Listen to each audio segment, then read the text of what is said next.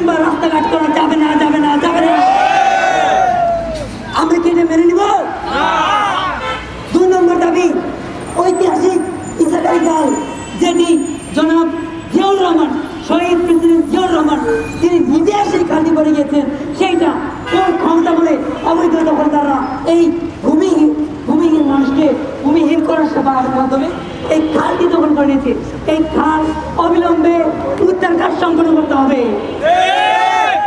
অবিলম্বে এই দখলকৃত খালের বালু সরিয়ে আবার এটিকে নাপ্যতা ভিজিয়ে দিতে হবে। আমাদের 3 নম্বরটা, যে কোনো আবাসন প্রকল্প অবশ্যই জনগণের বসত বাড়ি থেকে 1000 ফুট বাইরে হতে হবে। অবিলম্বে আবাসনের ডিমার্কেশন বা সীমানা নির্ধারণ করতে হবে। বসুন্ধরা টিস্যু অশুদ্ধতার বিরুদ্ধে এক বিন্দুও ছাড় নয়। আমরা সোচ্চার দাবি জানাতে চাই, এই ডিমার্কেশন বা সীমা নির্ধারণ করা ছাড়া আমরা দেখেছি রূপগঞ্জে সীমানা দেওয়ার পরও সেই সীমানা অবার করে আবার বহির্ঘাট করছে ভূমিদস্যুরা। তাই আমরা দাবি জানাতে চাই যে কোনো প্রকার ডিমার্কেশন দেওয়ার আগে আর বালু ভরাট করা যাবে না, যাবে না, যাবে না। আমরা দাবি জানাতে চাই সাধারণ মানুষের বসত বাড়ি থেকে কমপক্ষে 300 মিটার বা 1000 ফুট ডিমার্কেশন বা সীমানা নির্ধারণ করে জনগণের সাথে বসে তারপরে প্রযুক্তিটা শুরু করতে হবে।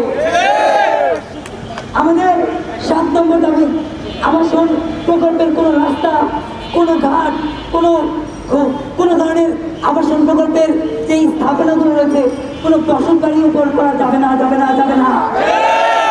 আমাদের 8 নম্বর দাবি, হয় ক্ষতিপূরণ গত 10 বছর যাবৎ যে পরিমাণ ফসলের ক্ষয়ক্ষতি হয়েছে, জনগণের যে আর্থিক ক্ষয়ক্ষতি হয়েছে তার ক্ষতিপূরণ দিতে হবে, নয়তো প্লট বরাদ্দ দিতে হবে। আমাদের সর্বশেষ এবং 9 নম্বর দাবি, বসত বাড়ি থেকে উঁচু করে বাড়ি ঘর করে জনগণকে পানির মাধ্যমে বিচ্ছিন্ন করে জনগণকে উচ্ছেদ করা পাঠা করা যাবে না, যাবে না, যাবে না। আপনার কি এই দাবিগুলোর সাথে একমত?